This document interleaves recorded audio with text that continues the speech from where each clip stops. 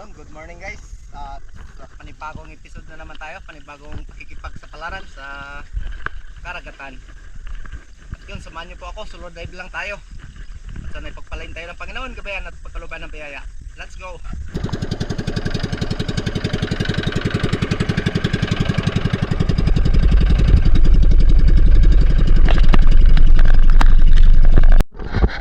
Okay, let's go guys!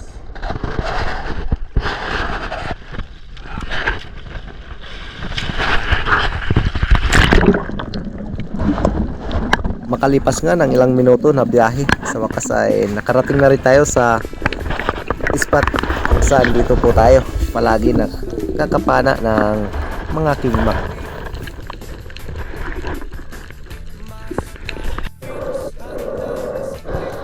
At habang dito nga tayo sa surface ay meron agad tayong napansin na target na oriental swift lips. At nung sisirin natin ito ay ubod pala ng ilap yung mga isdang ito. At hindi pa nga tayo nakakalapat sa bahura ay sumuot na agad ito sa butas, kaya dumiretso na lang tayo na mag-ambos at mag-abang kung meron bang ibang isda na lalapit sa atin.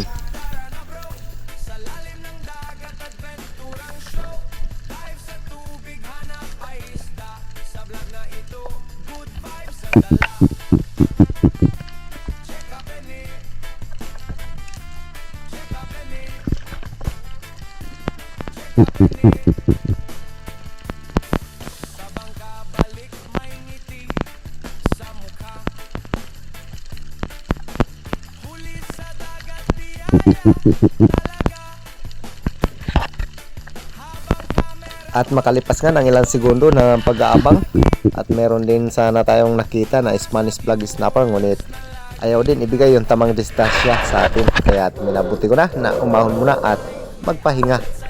At dito nga, matapos tayo magpahinga, panibagong pagsisid na naman yung ating ginawa. At dito ay meron agad akong napansin na talakitok, ngunit ayun, meron pang ang eagle ray. Ayan, napakaraming bitis, ngunit yung talakitok talaga yung punteriya ko dito. Kaso nga lang ay ayaw talagang ibigay sa atin yung tamang distansya, kaya sa dive na ito wala na naman tayong natira.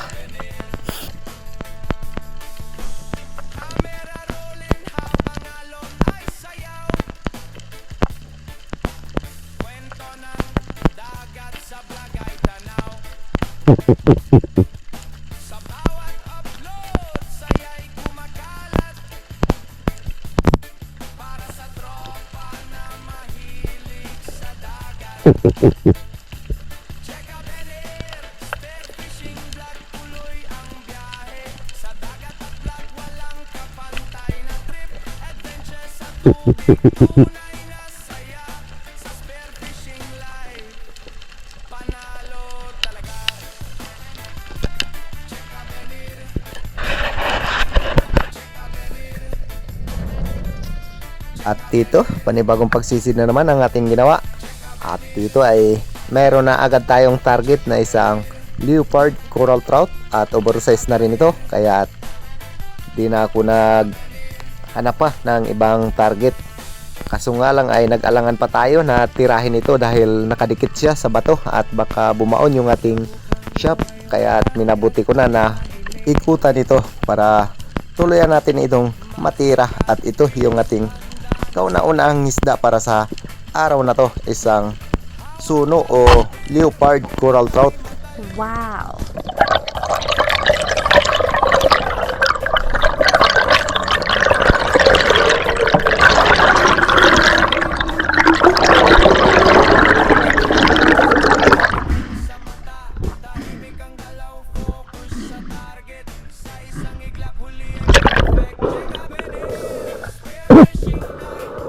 Isa pala itong bahura na nakahiwalay, at maraming hiwalay na bahura dito, kaya nilalangoy ko lang para silipin kung may mga laman ba ito.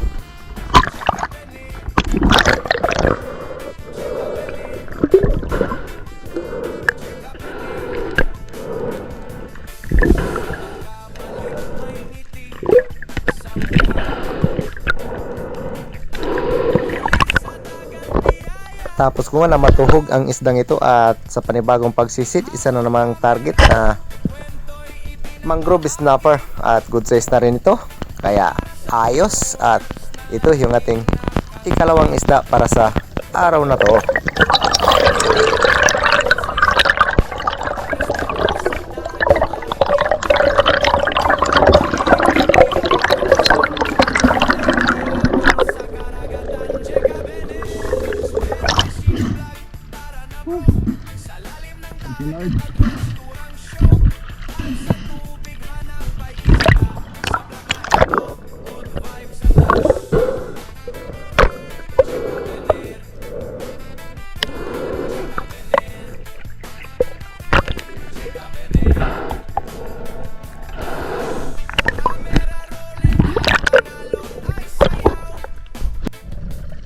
At sa panibagong pagsisid, panibagong target, at dito ay merong nakatambay na isang good size na lifty. Kaya di na rin ako nagtubili na tirahin ito, at naging maganda naman yung ating naging patama sa isdang ito. Ayos na rin ito dahil 100 na rin ang kilo dito sa amin, kaya pandagdag na rin sa ating huli.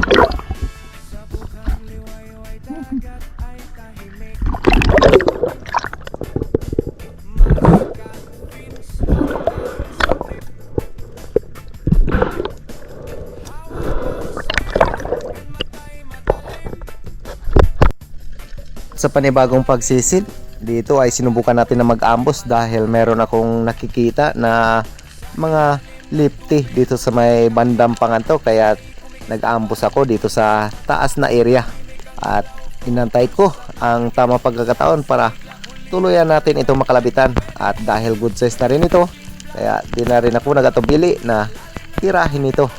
Ayos na rin para mandagdag na rin sa ating huli.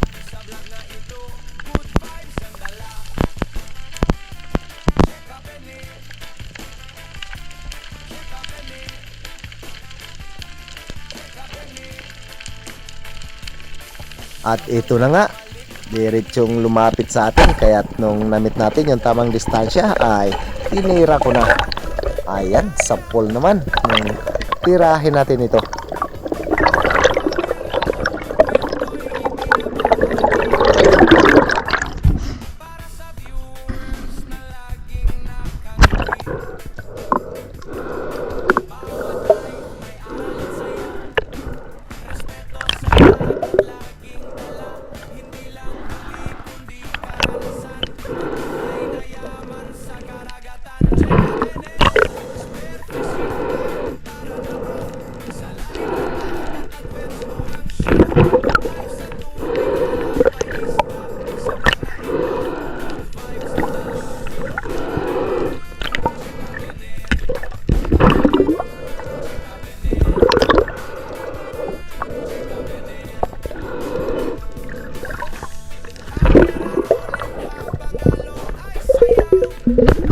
Habang sinisecured ko nga itong lifty ay merong lumabas dito na mangrove snapper sa may banaog, kaya dahan-dahan kong itong sinilip. Ngunit nung tirahin natin ito, sablay, sayang, at malaki na rin sana yung mangrove snapper na ito.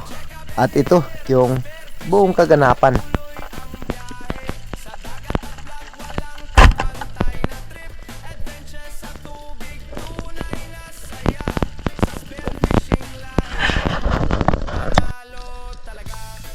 At another pagsisid na naman ang ating ginawa since spot kung saan natin natira yung lifty kanina. At dito ay merong lumabas na kanlay o Maori Seafords, at sobrang amo nito, kaya nung tirahin natin ito sapol na sapol. At ito ang pinakamasarap na pang-ulam. Wow! Kaso nga lang ay bahagya niya pang isinuot sa kanyang butas. Kaya ayan, lumutang muna tayo. Nagpahinga para tulayan natin itong na-secured.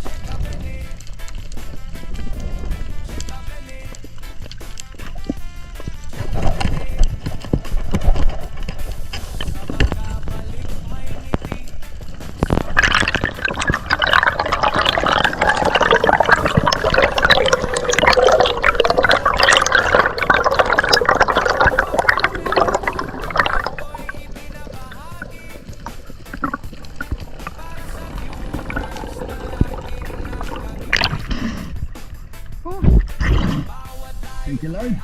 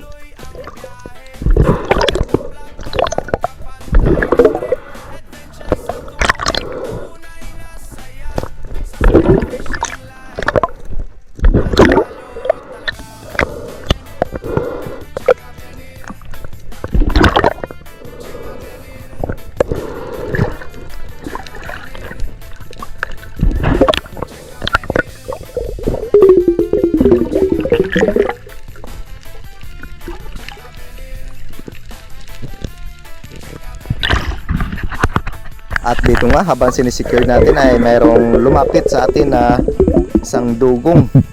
Ayan, napakalaki nito. Kaya hindi na ko tuluyang nag-ambos dahil nabulabog na yung mga unicorn fish o surahan doon sa bandang unahan. At pinagmasdan ko na lang itong dugong.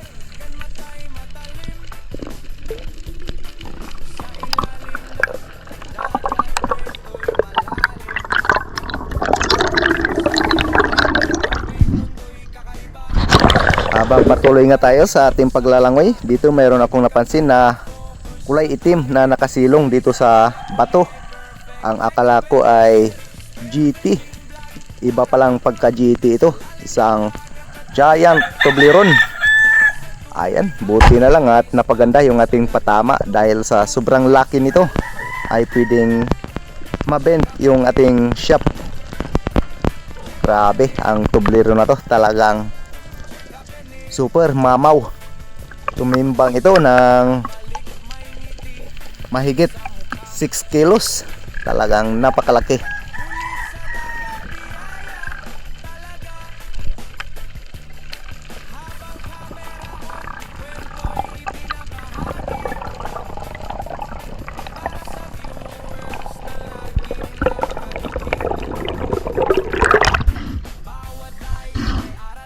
Grabe laki. Laki guys.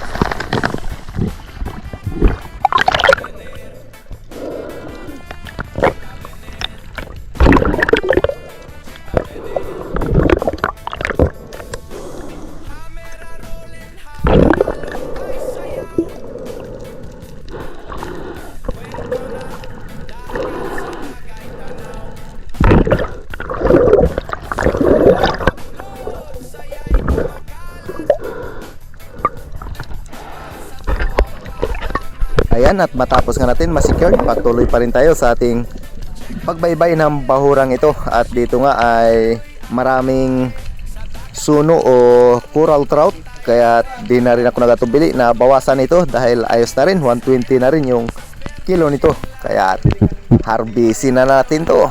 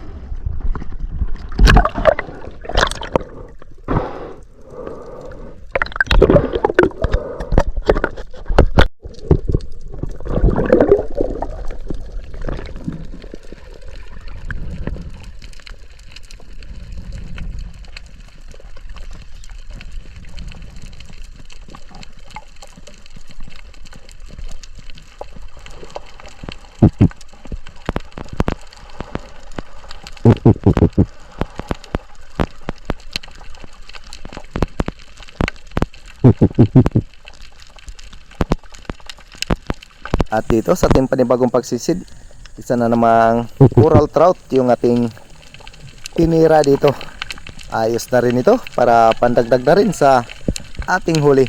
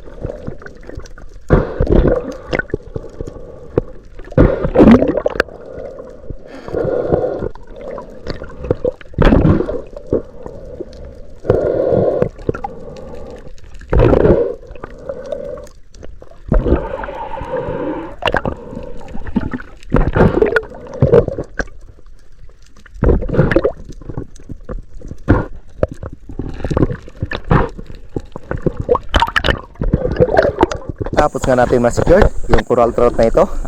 At ito, panibagong pagsisid na naman. Dito ay meron akong nakita na naman na coral trout at dalawa sila. Pinili ko na yung pinakamalaki.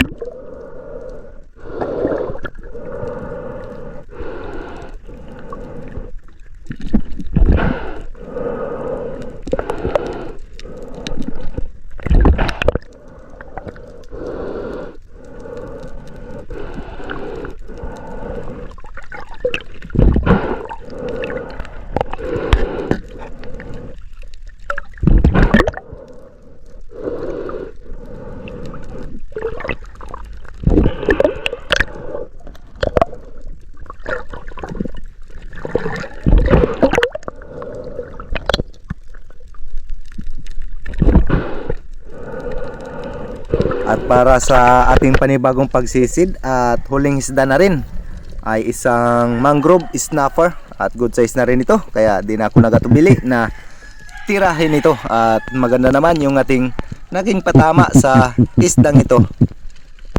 At bago po ang lahat, nais ko pong magpasalamat sa inyong lahat sa walang sawang suporta at panunod sa lahat po na adventure na ating ginagawa. At maraming salamat din kay Sir Darius Pamadico Pistijo and family ng Canada, at kay Marcelo Bernaldez, Felix Quiroy at Salvador Bros. Yan, shoutout po kay Spartan.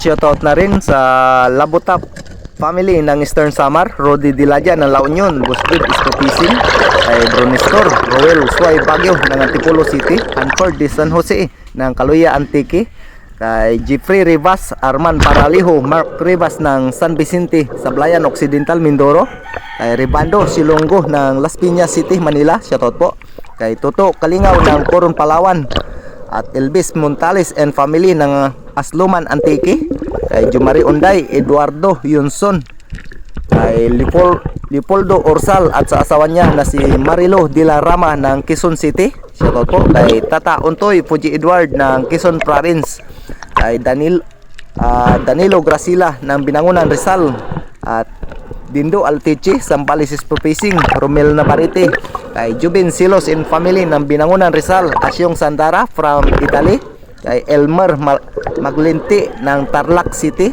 kay Felix Longkok and Cornico family ng Pinagtulayan, Norsagaray, Bulacan, shoutout po, kay Denise de la Cruz and family ng Naik Cavite, kay Armand Talisik ng Conciliation Cebu, Brian Kelvin, kay Bronistor de la Rosa, kay Kasalom TV, Larimo Silario Lacuatsiro, Ronnie Villanimba, kay Kuya Ed, Ronald Imbodo, kay Mami Michelle, kay Danilo Adalim and Chod's Prince Adalim ng Santa Rosa, Isiha, Johnny Haikten, kay Edim Muradas, Modisto Paul ng Tondo, Manila, Madimix, Alejandro For You, Gloria Vidal ng Mountain Province, Jose Roldan Hornales, Julito Cuesta, at Giovanni Josico ng Taguig, Manila, Edgardo Fransco, Robin Lara, Sisid Esperpicing, Castric TV, Pancho Pantino ng Rapo-Rapo Albay, Carino Kayadong and Kayadong family ng Naik Cavite, kay Renato Disolok